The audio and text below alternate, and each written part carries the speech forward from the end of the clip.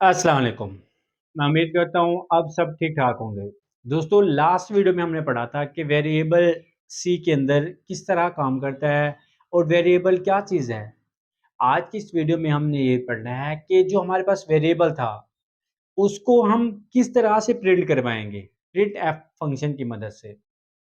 अब देखिए, पहली चीज़ ये है कि वेरिएबल के अंदर या हम जो हमारे पास डाटा टाइप है, उसके अंदर हमारे पास फॉर्मेट स्पेसिफायर क्या चीज़ होती है? अब देखिए फॉर्मेट स्पेसिफायर ये चीज़ होती है जिसकी मदद से हम इसकी फॉर्मेट को पहचान सकें। अब देखिए ये हमारे पास है इंटीजर, इंटीजर को अब हम जब हम इसको परसेंटेज आई के साथ लिखते हैं तो इसका मतलब है कि हमारे पास जो नंबर है, ये जो हमारे पास डाटा होगा ये इंटीजर टाइप होगा। इसी तरीके से अगर हम परसेंटेज एफ लिखेंगे तो ये फ्लोट टाइप का होगा। इस तरीके से अगर हम परसेंटेज सी लिखेंगे तो हमारे पास क्या होगा करैक्टर टाइप का होगा।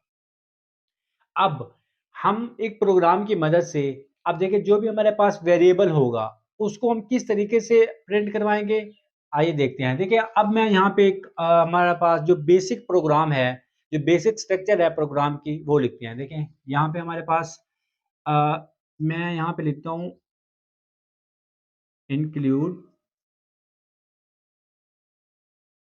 एसटीडी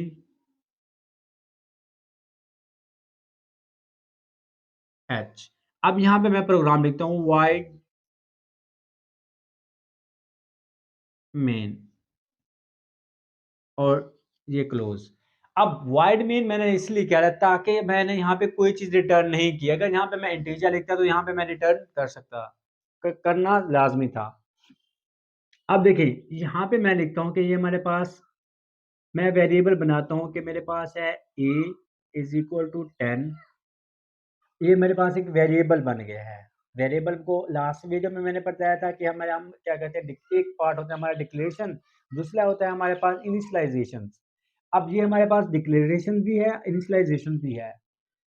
अब हम क्या करते हैं इसको प्रिंट करते हैं। ये हमारे पास है इंटीजर क्योंकि हमने यहाँ पे टाइप डाटा टाइप बताना है, फिर उसका नेम, फिर यहाँ पे हमारे पास आता है ऑपरेटर, फिर उसके बाद हमारे पास आता है वैल्यू। अब मैंने क्या करना है इस ए की वैल्यू को प्रिंट करवाना है। तो मैं क्या करूँगा, देखिए यहाँ पे हमारे इसको प्रिंट करवाने के लिए हम क्या करते हैं, हम एक फ़ॉर्मूला में सिंटैक्स लिखता हूँ इसका।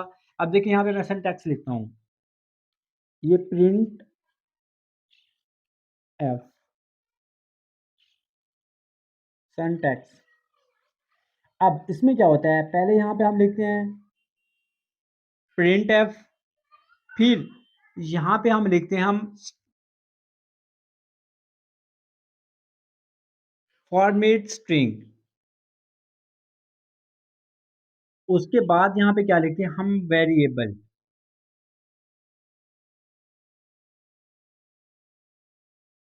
और ये क्लोज।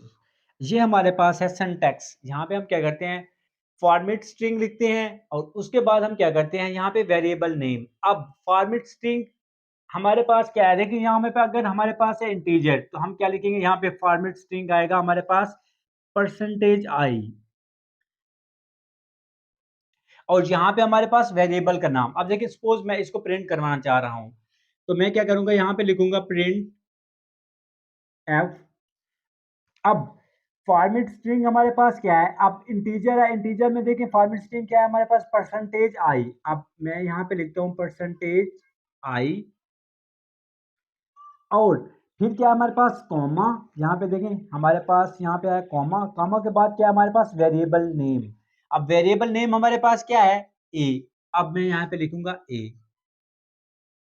अब जैसे मैं यहाँ पे प्रिंट करवाऊंगा, इस प्रोग्राम को एग्जीक्यूट करूंगा तो मुझे आउटपुट में क्या मिलेगी, आउटपुट पुट में मिलेगा 10। क्यों, क्योंकि देखें यहाँ पे जो हमारे पास वैल्यू है ए किसके अंदर है, ये हमारा 10 किसके अंदर स्टोर है ए के अंदर। अब जब यहाँ पे हम प्रिंट करवाते हैं तो ये वाली वैल्यू हमारी यहाँ प्रिंट हो जाती है। मतलब अब यहाँ पे ए इज इक्वल टू 10 है तो 10 वाली वैल्यू हमारी यहाँ पे प्रिंट हो जाएगी, तो हमें हमें क्या मिलेगा 10 आउटपुट मिलेगा। अब देखिए ये हमारे पास है कि कौन सा इंटीजर डाटा टाइप। अब मैं क्या करता हूँ यहाँ पे फ्लोट लिखता हूँ। फ्लोट में क्या आता है, अब सपोज मैं यहाँ पे एक और वेरिएबल डिक्लेयर करता हूँ यहाँ पे वेरिएबल डिक्लेयर करने का तरीकाकार ये है कि हम उसका नाम लिखते हैं। फ्लोट मैं यहाँ पे लिखता हूँ b इज इक्वल टू 20.5। अब मैं ये करूँगा, मैं अब b की वैल्यू को प्रिंट करवाना चाह रहा हूँ। जब मैं b की वैल्यू को प्रिंट करवाऊँगा तो मैं यहाँ पे लिखूँगा प्रिंट f। अब यहाँ पे देखिए हमारे पास क्या है, फॉर्मेट स्ट्रिंग। अब फ्लोट में देखिए हमारे पास फॉर्मेट स्ट्रिंग क्या है, हमारे पास परसेंटेज f। यहाँ पे हम लिखेंगे परसेंटेज f। अब उसके बाद कॉमा। अब वेरिएबल नेम, अब वेरिएबल नेम क्या है हमारे पास, ये वेरिएबल नेम है। अब ये हमारे पास वेरिएबल नेम है b। अब जब इसको एग्जीक्यूट करेंगे, इस लाइन पे आएगी हमारा कंपाइलर, इस लाइन पे आएगा तो हमें क्या आउटपुट में क्या देगा, हमारे पास आउटपुट में आएगा 20.5। मतलब जो पॉइंट वक्त की वैल्यू है वो हमारे पास कहाँ पे, फ्लोट में आ जाएगी। इसी तरीके से अगर हम बात करें करैक्टर की, अब सपोज मैं यहाँ पे एक रेज कर देता हूँ, मैं इसको रेज कर देता हूँ। मैं यहाँ पे लिखता हूँ हमारे पास करैक्टर। अब मैं यहाँ पे लिखता हूँ कोई और लिख देता है, D is equal to a capital.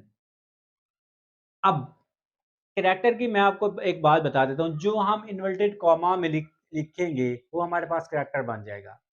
अब यहाँ पे हमारे पास करैक्टर क्या है, एक है, ए है, मतलब एक करैक्टर होगा। करैक्टर की अगर स्ट्रिंग क्या होता है, स्ट्रिंग के अंदर यानी बहुत सारी चीजें आ जाती हैं, जैसे हम ऐसे कह सकते हैं आप, combination of characters is are called strings. अब ये हमारे पास आ गया करैक्टर। करैक्टर को हम किस तरह आउटपुट करेंगे, मैं यहाँ से इसको रेज कर देता हूँ। यहाँ पे मैं लिखूंगा प्रिंट एफ। अब यहाँ पे इस फार्मूले को देखेगा, इसका जो सिंटैक्स है, सिंटैक्स का हम कहते हैं कि तरीकाकार। अब परसेंटेज यहाँ पे हमारे पास क्या है, फॉर्मेट स्ट्रिंग। अब यहाँ पे हम क्या लिखेंगे, फॉर्मेट स्ट्रिंग इसका क्या है हमारे पास, करैक्टर का परसेंटेज सी, ये परसेंटेज सी। अब उसके बाद हमारे पास क्लोज और कॉमा, कॉमा के बाद हमारे पास क्या है, वेरिएबल। अब इसका वेरिएबल क्या है हमारे पास, डी। तो हम क्या लिखेंगे यहाँ पे, डी, और यहाँ पे क्लोज कर देंगे। अब इसकी जो आउटपुट आएगी वो हमारे पास क्या आएगी, डी। अब देखिए डी किस चीज के इक्वल है हमारे पास, ए के इक्वल, यानी ए जो हमारे पास स्टोर है वो डी के अंदर। अब जब हम डी को कॉल करेंगे तो इसके अंदर हमारे पास क्या है, ए। तो ए हमारा यहाँ से यहाँ पे प्रिंट हो जाएगा, तो यहाँ पे हमें आउटपुट मिलेगा ए।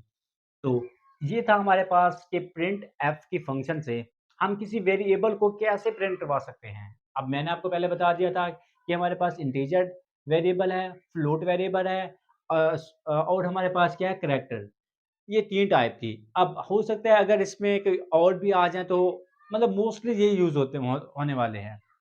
तो आई होप आपको ये वीडियो अच्छी लगी होगी। अगर आपको ये मेरी वीडियो अच्छी लगी तो प्लीज़ मेरी इस वीडियो को लाइक करें, चैनल को सब्सक्राइब करें, दोस्तों के साथ शेयर ज़रूर करें। Thank you for watching. मिलते हैं नेक्स्ट वीडियो में, अभी के लिए इजाज़त दीजिए। अल्लाह हाफ़िज़।